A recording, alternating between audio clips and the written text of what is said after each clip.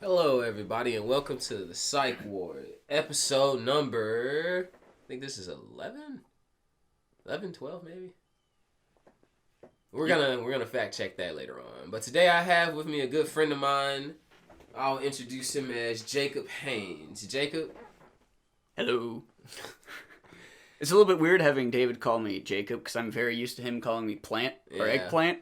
In fact, if you do that over the stream, almost would prefer because it's gonna make more sense in my brain that you're talking to me. Weirdly enough, Probably just gonna be first straw to be grass. yeah. All right, but we also refer to each other by our gamer tags. Yeah. So I'm very likely to refer to David as Psyche.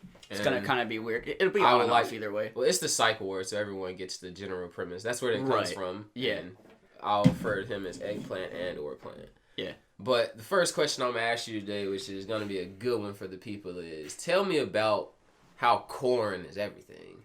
Okay, yo, dog. So, step one in understanding the corn question is fuck Monsanto. We'll get back to Monsanto at the very end of this, but understand. So, corn is very unique That's the...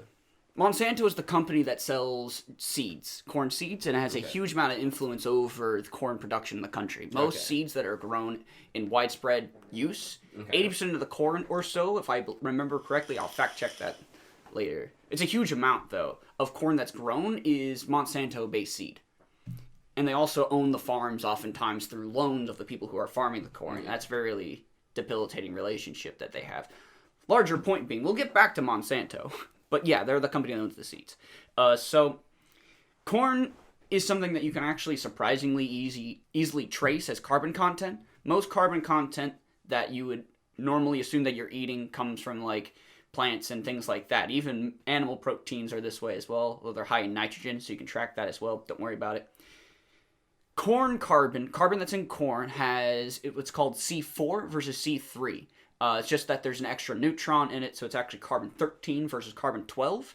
The reason why corn does that is because it brings in more carbon dioxide, and it actually expands the structure, even though you would think that because it's a heavier isotope, it'd be heavier. Because it's less dense, because it forms larger shapes, wider shapes, it's actually far less dense, relatively, per, square inch than carbon-3 in the wild. Okay. The wild of elements. And so you can very easily trace this, because if you eat something that's eaten C4, well, its carbon is now all C4, because you use the same stuff to build your other things, right? Okay. You destroy, cannibalize, in a very literal sense of the word cannibalize, and then reuse those materials into whatever your body's going to be making, right? So if you eat carbon-4 stuff, your muscles are going to be made out of carbon-4, your hair is going to be made out of carbon-4, toes are going to be made out of carbon-4, everything's carbon-4. So far we've got that the carbon-4 that is in corn. It's what corn's made of. It's what the corn is made of is what we are, people. Well, no, let me explain further. So, He's going deeper. There's a tribe of people in Peru, right, who are, quote-unquote, the name for themselves in their language is people of the corn, right? Stephen King jokes aside, if you actually analyze the carbon content of them to see how much of their carbon in their body is C4 versus C3, you'll find that 40% of their body is C4, right? Which means that 40% of the food that they're eating is corn. If you look at an American hair strand, you'll see that 76% of your carbon is C4. How did that happen? How many times in a day, Psych, do you think, oh boy, I'm gonna eat this corn cob, and just nom that. How often do you really think you eat corn? Given that I know about this, I know a lot of things are corn-fed or corn-based. Yeah. Just so corn syrup, corn starches, all that good yeah. It's not even that. It's more devious than that. Devious? Think about it. What does your meat eat? Corn feed? Corn. Grass? It's almost all corn. If you look at a hamburger, it's 70-something% corn. If you look at a milkshake, what is a milkshake made out of? Well, it's made out of two things, high fructose corn syrup and milk. You know what milk's made out of? Cow. You know what cow's made out of? Corn. Milkshake is 90% corn. So what about I'm guessing we're getting into the whole industry part of it, industry farming. Yes. Obviously, somebody's gonna have the question of, well, not all cows are raised on corn. Blah blah. Yes, blah, but blah, how blah, often blah. do you really go to your effort to make sure that the cow is grass fed? Because grass fed is not a requirement for that meat to be organic. It's not. It's not. It's a completely separate thing. Okay, on the pause, let's talk about that label right there, organic. Yeah, folks, you go to the store and you see that there are organic Hot Pockets. yeah, they sure They be. are $7.99. Normal Hot Pockets are $2.99. Yep. So, what's the difference? So, I don't know if any of you, or if you've read any or seen any of Slavoj Žižek, but he is a philosopher from the perversion school of philosophy, and that word doesn't mean what you think it means. Perversion. It sounds more like a place the way you used it. It's a style. It's an approach where basically you flip things on their head, you dump it out, and then you see what is inside of it, as opposed to looking at it from the way it's supposed to be viewed, right? So it's a bit deconstructive within the critique theory. And so what he analyzes with organic things, and I tend to agree with him, and many other anthropologists actually agree with him on this, is that buying organic things, we doubt that the reason you buy organic things is because you genuinely believe that you're making a difference. You know, if you genuinely believed you were making a difference, you would do something a lot more proactive. Right, you would grow your own food, for example. You'd produce your own victory garden. You wouldn't be going to a grocery store. You wouldn't be going to a grocery store because you know fundamentally that even if because it's not hard to figure out what very loose regulations are required for something to be organic. Yeah. You know, it's not like this is a well-kept secret. But the reason you're buying that organic food isn't because you genuinely feel like you're doing something better, but because it makes you feel good. Essentially, they're not selling an actual product. They're selling the experience of a product, right? Yep. And so that's really, I'm not saying that's what all organic means, but organic, the very little requirements that are necessary for something to be considered organic, highly facilitates it more as an experience than as a literal practice. Most people would assume when they hear the word organic that it means like the typical, that means it's free of genetically modified anything. It's not. It's not. Not that GMOs are bad. To be honest, there aren't really that many things that haven't been genetically modified.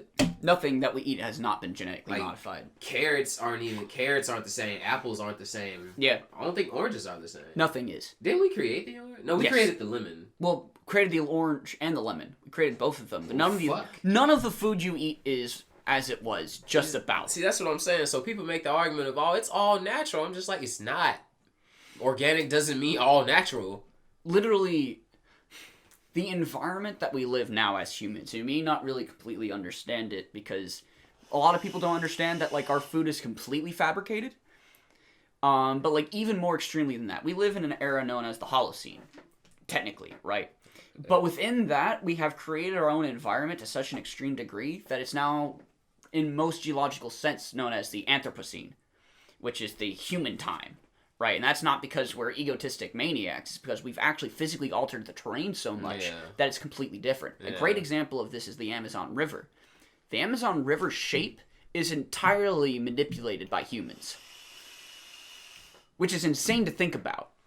But it's true. What do you mean it's shape? Like the way that the Amazon River goes through the jungle, and the particular way it does it, has been modified over thousands of years of horticulture. Yeah, because the Amazon's it was a permaculture, right? It was yeah. Huh. So even something that we consider to be incredibly natural, the Amazon fucking rainforest, which everyone's just a gigantic fucking garden, essentially. Yeah.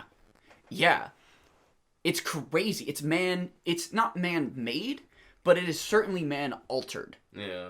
To be more beneficial to us. Yeah. Now, granted, there'll still be jaguars in it and shit, but you can't stop that. That's nature. You really can't stop jaguars, man. The largest population of jaguars is in the city of Mumbai.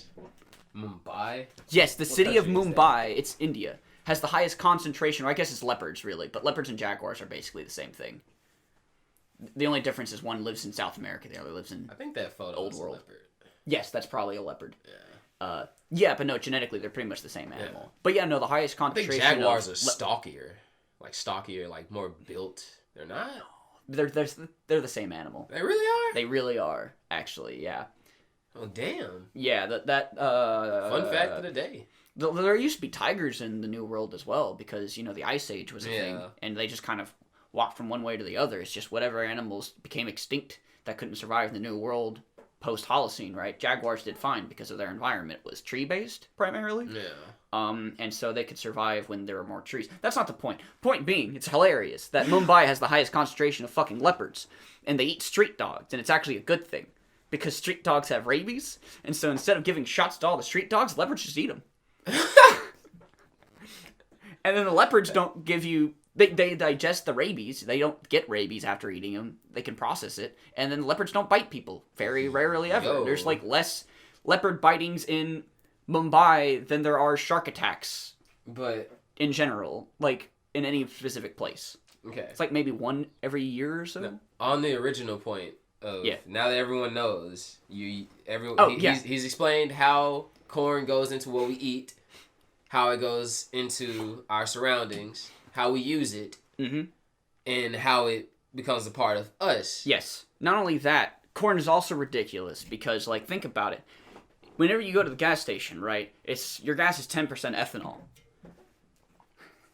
However, it takes more gallon of petrol to produce a gallon of ethanol than you get in ethanol. It takes 1.34 gallons of petrol to make 1 gallon of ethanol. And yet it's still cheaper. How does that make sense? I'm going to take a wild guess and say capitalism. It's not. It's not capitalism? It is and it isn't. Okay. Okay, so you remember our boy Freddie the Rose? Okay. Well, wait, Big Freddie or Little Freddie? Big Freddie. Okay, Big Freddie. Yeah. Franklin Roosevelt. Yeah, okay. Freddie. I wanted to call him Teddy, I guess. I want to just combine. They're just one super being now. No. I actually have a comic that's kind of about that. Don't worry about it. Reincarnated. Yeah. No. So, Franklin Roosevelt, right, created a system to deal with the Dust Bowl, which is basically a green box, right? Yeah. It's a way to subsidize agriculture so that way we could more healthfully maintain our soil, right?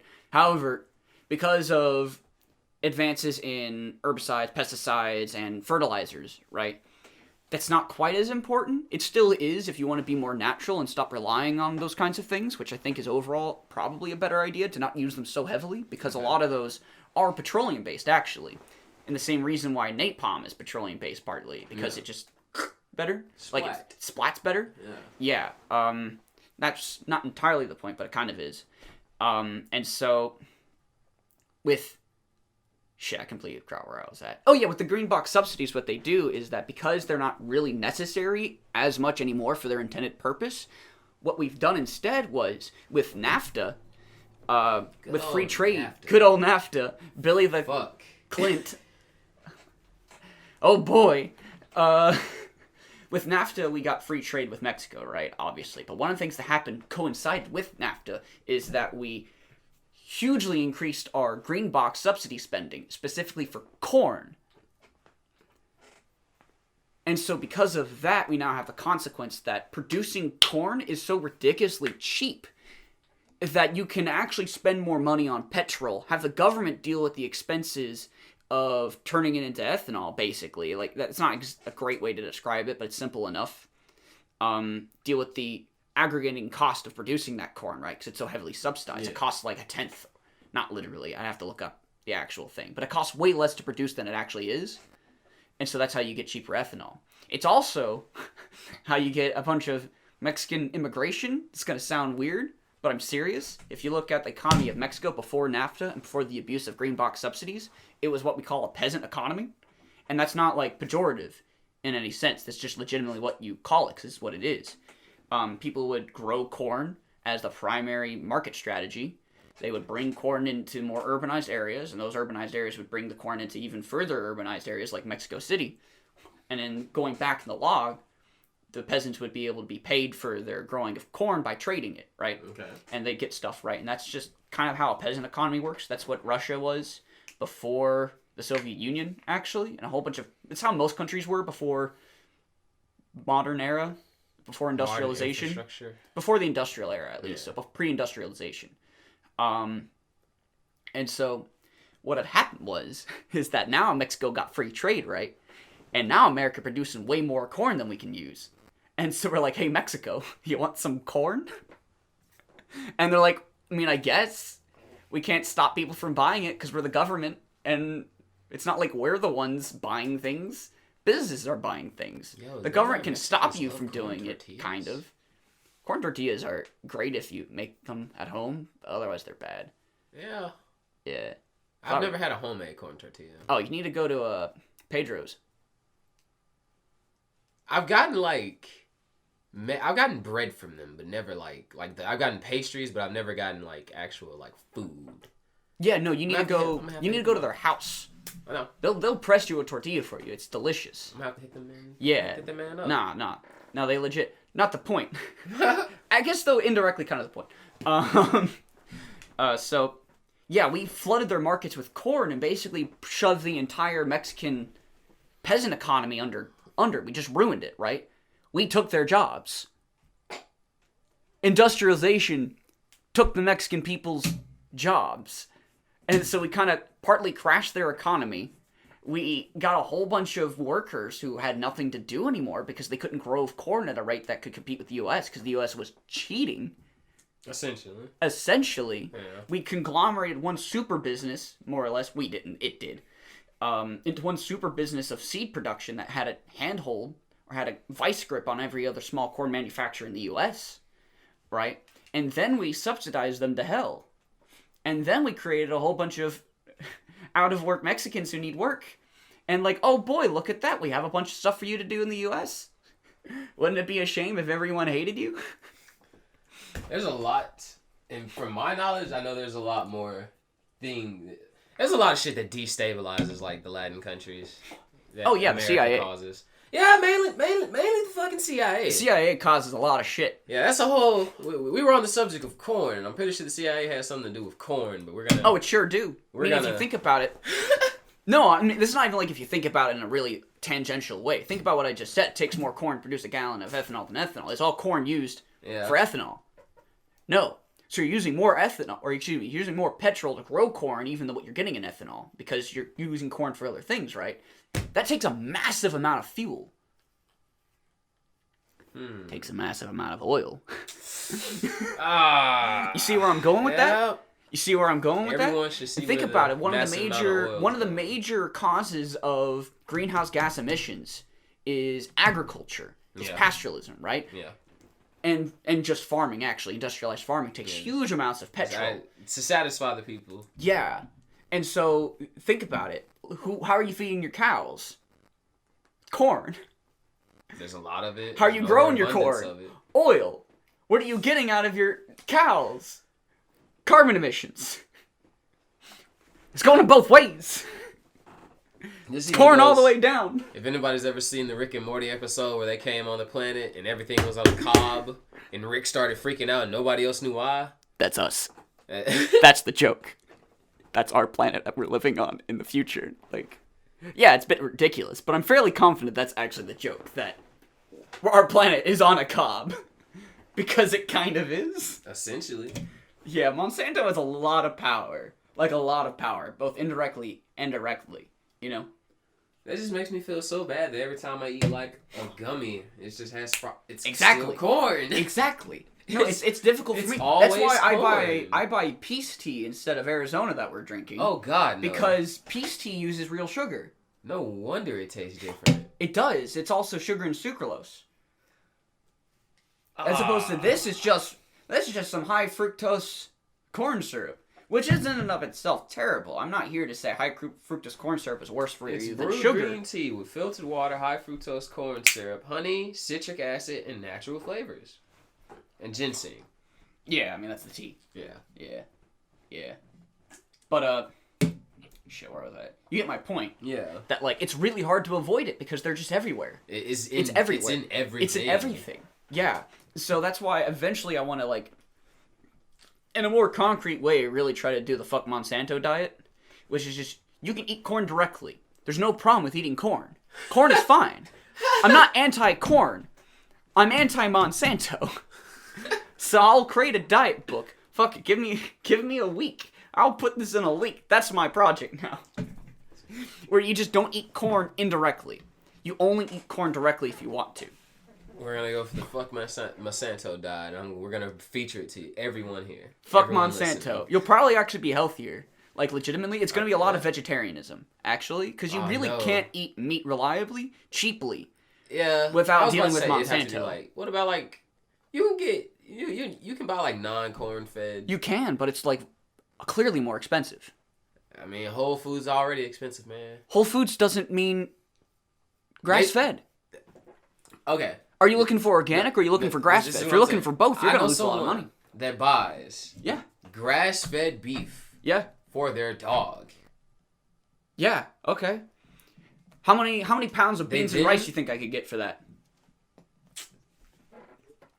You see my point? I'm not saying it doesn't exist. That's absolutely not what I'm saying. Man, beans and rice, that's not... I'm not saying that's what you should do. Where's the sustenance? Anything else you want? My point being that, like, in terms of literal cost per calorie ratio, we're not penny pinching calories here. This isn't a lose weight diet directly. Yeah. I'm just saying that, like, being a vegetarian is a great way to deal with Monsanto. Because you don't even have to be paranoid about buying meat now. You know what I mean? Yeah. You don't have to, like, seek it out. If you want to seek out meat that you know is very well controlled and is not being fed by corn, go for it. I'll include things for that in the cookbook, the diet book. But, like, overall, being vegetarian, being primarily vegetarian, which is actually what humans have been doing primarily since the start of the Holocene, not the Pleistocene. Don't at me if the first comment...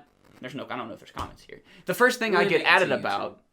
Make it to YouTube. The first thing I get added about is that, back in the Ice Age, humans eat mostly meat.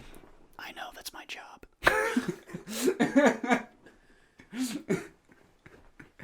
Anyway, so I think that's a fairly decent, wider aspect of why Monsanto's evil. I can also make the further argument that Monsanto is fascist because it creates the phobia against Mexicans because Mexicans weren't taking our jobs until NAFTA and the Green Box subsidies and Monsanto abuse.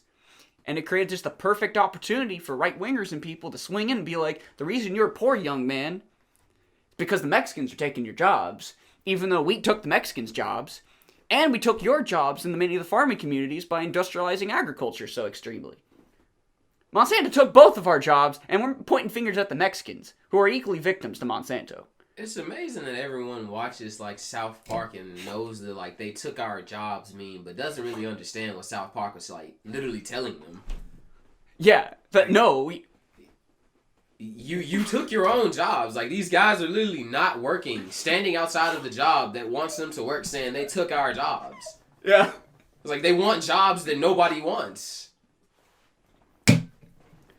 That is partly it as well. They took jobs that nobody wants. And that's why we benefit vastly from immigrant labor. We always have. If you look at the actual productive value of immigrants and how they contribute to our country, it's actually a net boom.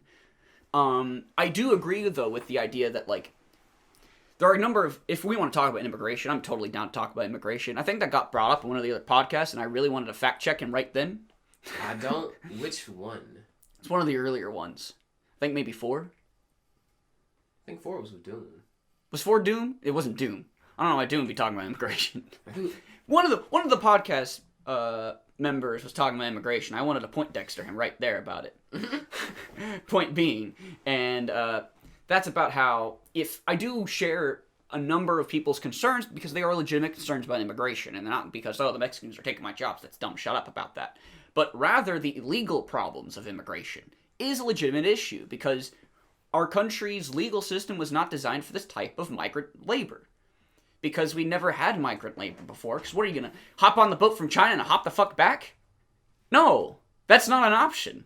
That was never an option. If you came from China or Europe and America, you were fucking squatting here. Like, you weren't going back. You know? And our legal system was made for that, and that's fine.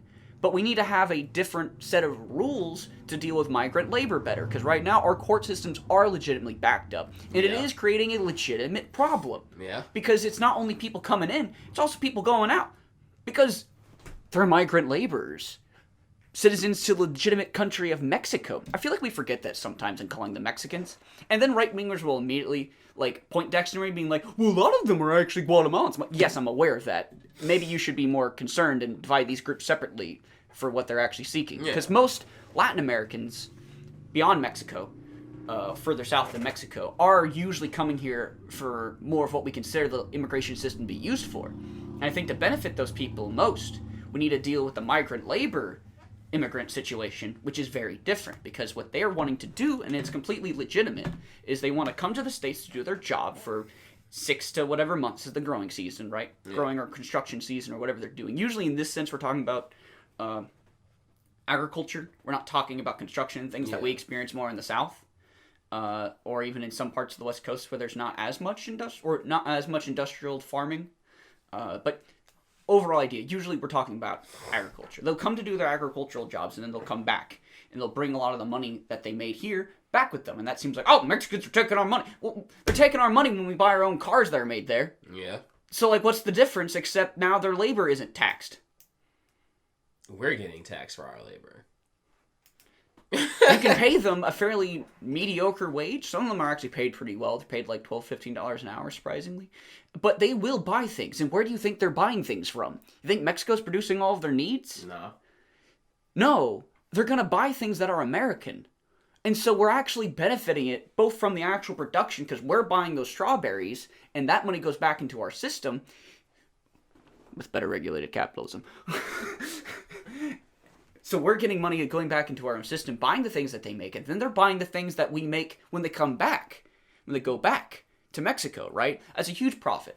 And then they're actually supporting the government of Mexico, or the people of Mexico more largely, by boosting the economy there, and they're able to take in more loans and purchase more things from across the world, especially from America, right?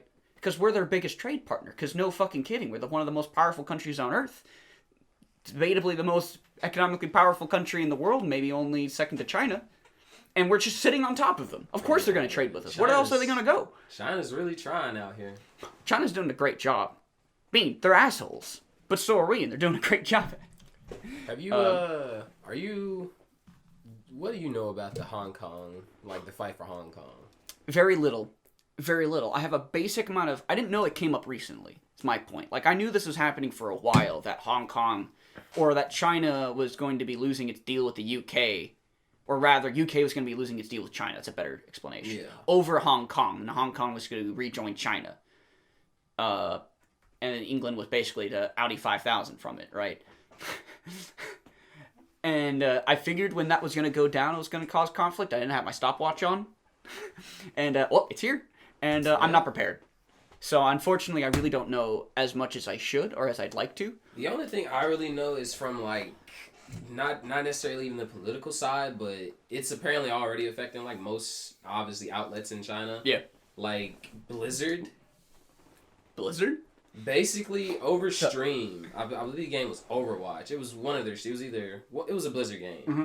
But a streamer came, he was on stream in a gas mask and face mask, and he took them off, and he said, liberate Hong Kong. Oh, no. And the announcers, the commentators, obviously instantly just dropped below camera view and didn't show their faces anymore. But since then, apparently, Blizzard dropped all affiliation with the guy and the commentators because they don't want to upset China and lose. Yes. That's the main thing that started happening. Because an NBA player on the sports side of things, not even gaming anymore. Yeah, I heard about that one as well. And LeBron basically said, he doesn't understand that what this might do to some of us financially. He said financially is one of his first points. He was like, financially, spiritually, et cetera, et cetera. Hey, LeBron, you think maybe you got enough money? How the fuck are you going to be hurt financially? That man is one of the highest paid NBA players ever. How are you going to get hurt financially? You're there. But you're done. You're beyond the point of financial problems. A lot of people are posting screenshots of them literally dropping all of their Blizzard service and everything. Yeah, I'm not surprised. Even South Park, I talked about this in an episode yesterday and prior episodes, that a lot of media is reflecting it. They're focusing on either what's going on there or just the rampant I guess you can call it I say America's facing, like, issues with classism in this current world we're in. Yes. Classism is far more prevalent and dangerous than pretty much any kind of ism or obia. And I'll say this as the first thing, like, while racism is definitely a blight that is on this country, the real fight is definitely in capitalism, because in a sense, think about it in this way, in my opinion. We're all in a sinking boat while there are people driving by on a luxury liner, and we're fucking mad that either we don't get to paddle or that we don't get good seatage when they have a luxury liner that could accommodate everyone, or they could give us a fucking lifeboat, but they don't. It's even... He can probably give you a better analogy or I feel metaphor. I very much relate to that, but I think it's even worse because what the rich don't realize is that, sure, they're on a nice yacht and we're on sinking boats, but we're all over a waterfall. Yeah. And it's called climate change. And, like, not only are you fucking us over, but you're fucking yourselves over. And we're all gonna punish. We're all gonna be punished for your stupidity, including yourself, because you can't keep all your money when you're dead. It doesn't mean anything. It's just, I guess that could also just lead back to companies like Monsanto, or just in general companies like that. Like, the bottom reason as to why they're using, as you could say, corn with everything is because there's no reason not to. It makes them the most money. It's cheap to produce. And then you have the most, and this is often when you deal with right-wingers. We just have a very different perspective about this, and so this argument is so fundamental, it's really hard to break them out of, and that's fine. Like, this is an area we have to agree to disagree with, because it's just a fundamental way you experience the world, right? You know that you have some degree of Marxist leanings, and I'm using that word not as a scare tactic, but because leftism is derived in Marxism, obviously. Yeah. If you experience the notion that capitalism is, to at least some capacity, I argue to a very strong capacity, based on exploitation, right? And so it's not coincidental that the higher amounts of exploitation that you can perform, the more profitable that company becomes. Exactly. Right? And the more exploitation you're allowed to get away with. For example, using Monsanto as the example that's in all of our minds now, Monsanto is literally being fueled by the government through green box subsidies. How are you going to punish them? With a $2 billion lawsuit? That was recent, actually. Roundup, with a class action lawsuit, got sued. That's what that was? Mm-hmm. Roundup owns, Monsanto owns Roundup. So not only do they own the seeds, but they own the way to keep your seeds alive versus other things. Yeah. Wow. No, Monsanto owns way so much. So much. I actually did not know that the Roundup thing was actually... It's Monsanto. Monsanto. Wow. It's a Monsanto property, Roundup. Don't buy Roundup, people. Hold up. Don't buy Monsanto. That's going to go down in my long list of examples of extreme corporate greed. I got Nestle on here with, like, the baby formula. God. The baby formula scandal, and then the right to water. I talked about that yesterday. Like, the CEO of Nestle really, like, claims that the right to water is not a public... No, the access to water is not a, like, public right. It's not a public human sounds right. So, I have two... Nestle and Nike. Nestle, I think, is the worst, and Nike is number 2, with exploitation of child labor and slave labor, which is why I'm going to bring this entire podcast to its heels real quick. I'm going to say that Colin Kaepernick disappoints me. Ooh. I'm not mad at him. I'm just very disappointed. I was entirely on board with his protest. I did it too, actually, because I used to teach over at Whitehaven, actually, tutor teach. And whenever the national anthem, they had to get up and do the national anthem, not like the song, but you have to stand up every day and like, pledge allegiance to the flag. I sat down, I didn't participate, because it felt wrong. It feels wrong, you know, when I'm teaching at a school that's clearly predominantly black. It's like 99.5% African American at Whitehaven. If even 0.5. I knew 1 to 2 white kids who went there. Yeah, right, who were students. There's usually very few given those areas. Right, it's very few. But like, what was I at? Given that situation where I also know about how horribly our country, both systemically and individually, treats black people, people of color in generally, that's a sentence. In general, I find too appalling to support, you know, so I did it too. I was very much with Kaepernick. And then he got fired from the NFL, and right-wingers be like, it's because he's a bad quarterback. And he's not a bad quarterback. He was probably just on a team that wasn't really fit for what he did. From what I understand, I don't really care about football too much. He had a specific play style, and that was kind of out of the meta somewhat, but they could find a team for him that was probably better in the meta, and he was good at what he did. You know what I mean? Like, he was good at his exact role as a quarterback. Quarterbacking and quarterbacking isn't quarterbacking. So he was good enough to play on a team, or at least be in a team, not starting, right? Not just get hard fired. Because why would you hard fire someone who's good enough to do it, but is in the wrong meta? Yeah. You know? Just wasn't his time, so to speak. So to speak. And I can get that argument from people, but he should at least be a second stringer somewhere. Because he's good enough to be a first stringer in the right situation. Yeah. You know? Point being, he got fired. That was awful. Terrible. Clearly was because they wanted to punish him for speaking out in a non-violent, respectful way. He did the kneeling because he spoke to a veteran about how to properly do this protest. I didn't fucking care. I figured he could sit down, do a handstand, anything he wants to be as aggressive as possible. I would have been for, actually. Yeah. I'd have been more annoying than Kaepernick. Kaepernick was almost too respectful about that. But, you know, I can't critique him for being too respectful. What I can critique him for is signing up with fucking Nike. Yeah. Fucking Nike. When I saw Nike that, and Nestle. Let me explain real quick why I'm outraged, and I'm going to give you all the time you want, because this is a little thing that makes me mad, is that Nike is the number 1 to 2 company of the usage of slave labor.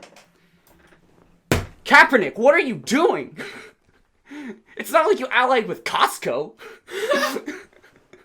You know, it's not like you allied with New Balance, who uses like 0 to debatably 1% slavery. They have the highest rating of ethicality within shoes, by the way. Buy New Balance shoes. Yeah, Skechers and Nike are the worst. Man, no, not Skechers. Excuse me. Skechers are fine. I mean, those are the shoes Converse. You get clowned for, but they're the most ethnically like superior. Ethically, not ethnically. They're actually ethnically least like. I guess that's the dunce. So they're the most like the worst ethically, right? Yeah, they're the most ethical shoe. All the dads out here. Nikes and Converses. Yeah. Nikes and Converses are the worst. They both have a 40% rating. 40 out of 100 of goodness. Yeah. No, don't buy those shoes. Exactly, right? Everyone got Converse because they seem to be hip. They feel... They're comfortable. Right. They feel proletariat. In fact, that's the original where they came from, Chuck Taylor's. Yeah. Right? I mean, they're still Chucks, I guess. In a way. Point being, right? That they feel like a proletariat shoe, but they're in fact very bourgeois in their manufacturing. To be clearly a Marxist, I've outed myself. I'm using the discourse. Oh no. You get my point. So sad now. Yeah, no, so, like I said, Kaepernick, what the fuck are you doing? Converse is owned by Nike. Is it? Yeah, it probably is. I think they're an affiliate, because you can use your Nike discount at a Converse store. Yeah, they are. That's what that means. Fuck. Yeah. You get my point, right? Well, I'm disappointed. Because, like, how are you going to be a person that's speaking out against police brutality against black people and be supported by a company that performs systemic brutality against primarily black people and Asian people and people of color in general? And they also sell athletic wear for black people. It's using neo-slave labor to give things to neo-slaves, really, because that's like modern capitalism is effectively slave labor or worse in many ways. I'm not sure. Some ways better, some ways worse. The illusion of freedom, how powerful and how useful is that to you? That's really where it comes down to. You know? It's just such a big, not even a fucking can of worms. It's just like a casket full of fucking worms when it comes to capitalism. Like, you open it and you're just like, maybe we should just like put it back and just say it's there. You sure we gotta use it? It's I mean, I'm not a hard communist or anything. Neither. Like, I find absolute value in having companies. Like, I know, like, I don't want the government making me video games. Not selling barter, but the point of capitalism, as in like, someone creates a product, you compensate them for said product. Mm-hmm. My part of it does get to the point to where it's more on like,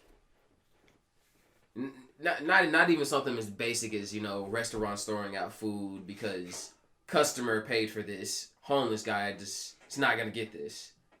Yeah. But more in the sense of that companies get so powerful to the point to where they get to like lobby for rules that help them. Mm-hmm.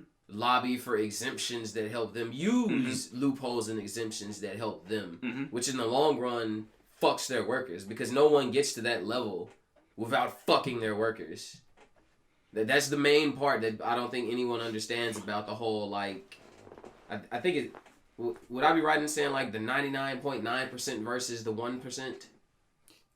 Yeah, the 99.9%. You usually would say, like, below 50%. Yeah. But honestly, at this point in American economics, 70% Americans are living paycheck to paycheck. Yeah. And honestly, there is a difference, clearly, for being a higher percent of living paycheck to paycheck than a lower percent living paycheck to paycheck, right? Mm-hmm. Obviously. But a better definition of poverty really is, do you live paycheck to paycheck? If you do, you are just poor without realizing it. You are poor with a lot of money, but with so many expenses, it doesn't matter. I considered it if you, like, despite the amount of money that you had, is that you just had no capital wealth.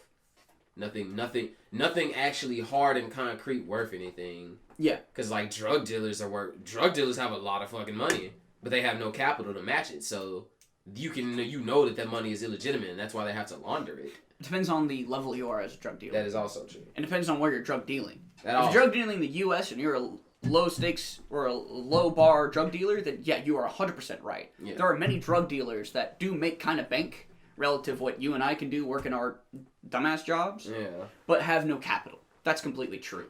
However, if you're talking like that same kind of low-end drug dealer in Honduras, he's got capital because he's got cops. Yeah, because he has a union known as the gang, who effectively bullies the government. Yeah, he is the government. The gangs in many ways are the government, and it's why Mexico recently lost a gang fight or lost a legit military engagement to a gang, right? And everyone's like freaking out about that. But I think that's actually a good thing in a sense.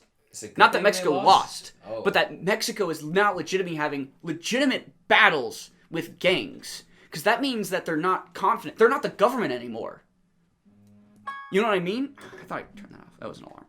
I thought, what my point is that the gangs in Mexico, especially during the late 80s and 90s, were the government. And so, what's the point in going to war with yourself? Did you know... The gangs are losing power, and so they're actually having to directly fight the government, which is now not them. Yeah. And I think that's a good thing. Them losing, obviously, is not. What about...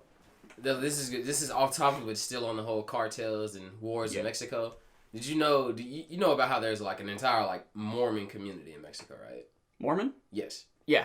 That's where Mitt Romney's family is from. Yeah. And... they literally have to have military-grade weaponry to fight off the cartel. Yeah. And the only thing I can think to myself is, it's just amazing how no matter where you go in Mexico, it's just people fighting off the cartel or breaking to it.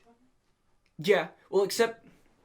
Yeah, kind of. You go to the tourist spots. You go to the tourist spots.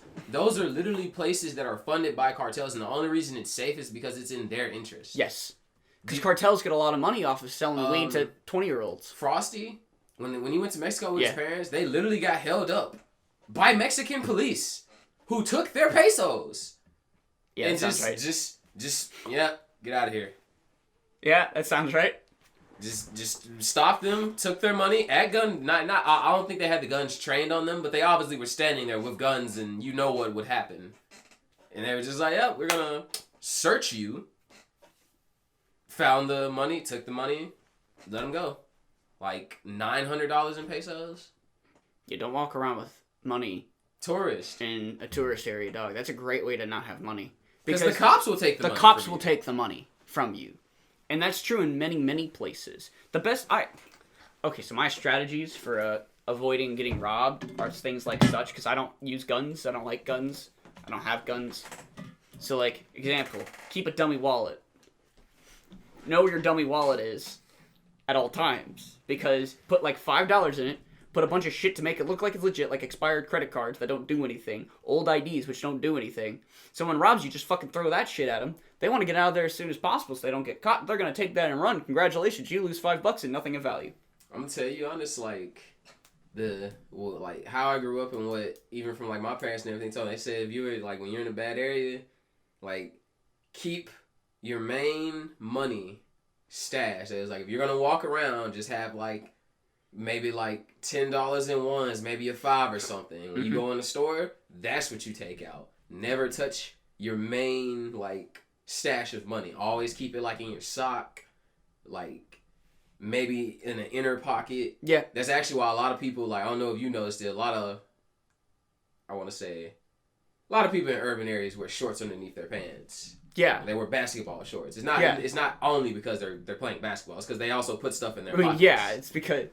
I mean, I knew it was because not, like, literally they're going to be playing basketball all the time. I mean, I'm not going to lie. Like, a lot of people do end up just... I've seen a lot of dudes literally just get done literally, like, working, doing anything, and just... basketball time. I mean, yeah, why not? I mean, you can your. I used to travel with my GameCube controller everywhere. Yeah, that is what we do. You know what I mean? Like, I can't judge that. But in a way, it's just I don't know. I guess people you got to defend yourself, and when you're in that environment, like you kind of have to be watchful. Like if you're walking and you hear footsteps. Your best bet is to, like, without panicking or without trying to just make any explosive movement to give yourself away. Like, if you think someone's following you, just calmly, like, cross to the next street. Yeah. The other side of the street. If you continue to hear that, you are being followed. Like, it's pretty cut and clear. Mm-hmm. If you think someone's following you and you make, I think it's the 3 rights. You make 3 right turns and they're still behind you. They are following you because they just followed you basically in a square. Yeah, they followed you in going the completely wrong way now. Yeah, where they were before. So there's ways to notice if somebody's like. Usually, like I guess the best way to put it, like if you know you're marked when you're in like a situation where people will try and exploit you for what you have. Typically, they won't pay much regard to you, but you will know you're marked when they suddenly are paying a lot of attention to you. The guy that stops you if you're walking through a neighborhood and goes, "Hey man, where you from?" Nah, it's not within your best interest to answer that guy. Why would he care? Why would he care where you're from? He's not asking you this so he can strike up a conversation with you. Yeah, that's what he's doing. So you need to you want to, like, if you're in a bad area, you want to walk with purpose. You want to walk with purpose. You want to walk with your head high. Do not take your phone out. Like, if you know it's a bad area and somebody asks you the time and you don't have a watch, like, if you have a watch that's worth something, don't even put it on. No. But if you don't have a watch... I don't know why people wear watches. If you don't have a watch and they ask you what the time is, just say you don't know. Or just refrain from doing it. Because in a lot of situations, and people I have known have had their phone snatched out of their hand. Yeah. Because they're just like, hey, you got the time? Oh, yes. And the guy's just gone. It's Memphis, man. Get robbed a clock, apparently. It's like, downtown. Downtown is just apparently incredibly bad sometimes. But I think this we're rounding out on the 50-minute mark. So I think for this one we're gonna go ahead and call it a wrap. Okay. Eggplant, thank you for coming on. Finally, I've mentioned you in other podcasts. Oh yeah. Yeah, like.